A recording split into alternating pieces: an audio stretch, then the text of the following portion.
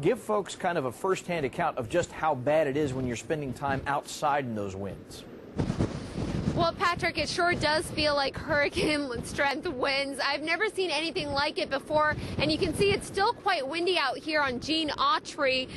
Earlier today, it's been so windy in Palm Springs that at one point my shoe flew off, my sunglasses flew off, and to be honest, I've been blown around quite a few times today as well. I'd say we experienced the worst of the weather in Palm Springs. Go ahead and take a look. Drivers were forced to turn around at North Indian Canyon Drive in Palm Springs, where strong winds and sand made it very hard to see at times. Can't see anything. Do you think it's drivable? No, it's definitely not drivable. It felt like a sand tornado. As you go further along North Indian Canyon Drive, the sand is making it impossible for us to stand outside long enough to shoot parts of this story. I mean, I've been up here 8 years. I've never seen that.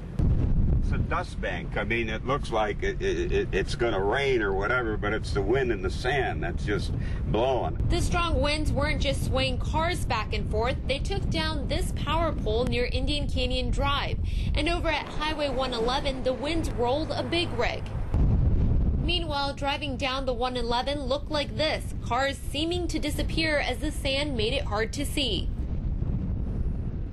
You just saw how dangerous it can be out in weather like this, and as Patrick mentioned, the high winds are expected throughout the evening, so it's a good idea to stay indoors if you can, or to at least avoid roads like this one that have been closed for the time. Reporting live in Palm Springs, Arthi Neru, KPSP Local2.com. Okay, Arthi, well, find yourself some shelter. Get out of there. You're sandblasting yourself, and it is going to be tough through about 10 o'clock tonight, and even after that, we're still going to see some gusty winds.